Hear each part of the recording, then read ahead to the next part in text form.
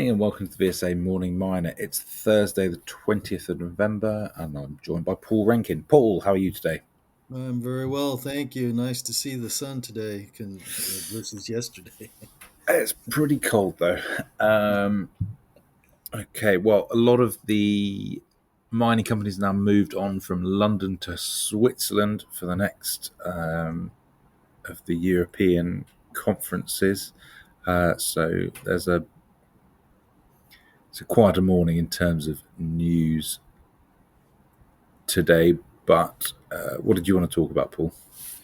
Well, we had Johson Matthey, the tech metals refiner producer, put out their interim results here. They had pretty flat earnings revenue wise, up 1% to 5.3 billion, but they have improved the margins across their clean air subsidiary with an improvement of 200 basis points to 12.4%.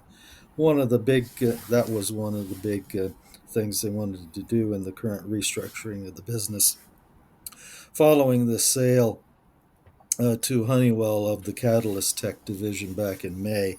The settlement of that payments is yet to be made, and the company, or Johnson Matthey, has said the 1.4 billion of net proceeds they will distribute to shareholders on that, probably as far with a special dividend alongside a share consolidation, and then an on-market share buyback program.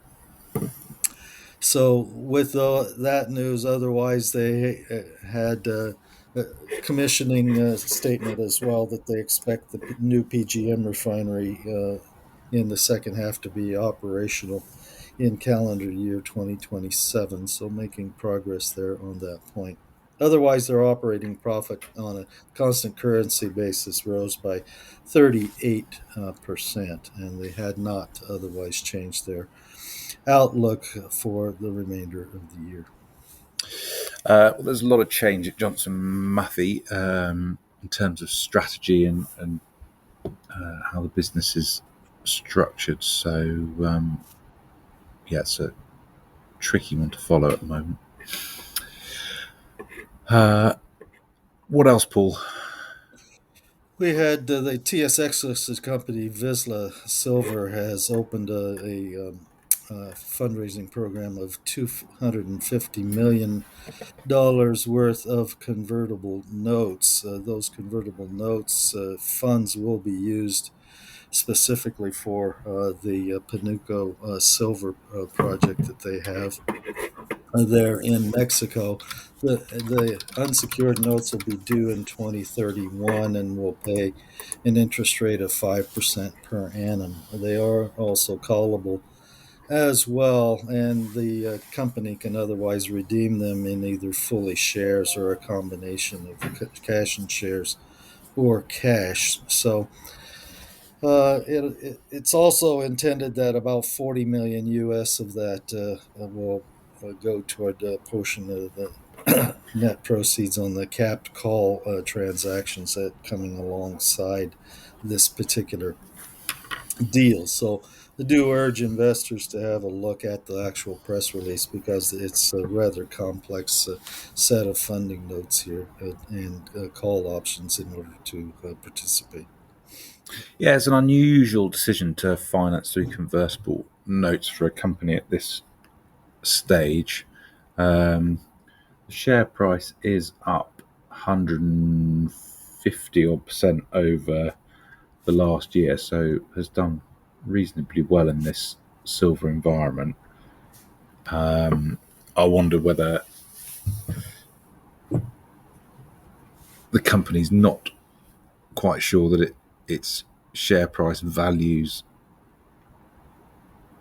the project correctly for the silver price we're at now, whether they think it should have run further. That's why the conversion is at such a premium.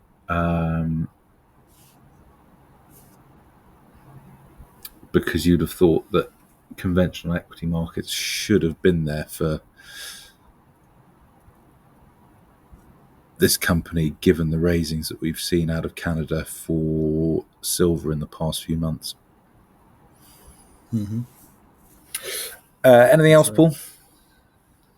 Just real quickly, in the London market, we had the African potash developer in London quoted Core Potash has conditionally raised about US $12.2 million or 9.2 million sterling. This will carry them, the directors say, for the next 12 months worth of expenses on their project, and it also pays off the final money they owe specifically for the optimization study that they had the Chinese partner do for them on this particular Sintakula potash project in West Africa. So now it's a question over the next 12 months of who is it that they can line up to get this funded, because it's pretty much carried along as far now as it's going to be from a technical aspects and permitting standpoint. And now it's a question of raising the capex for building.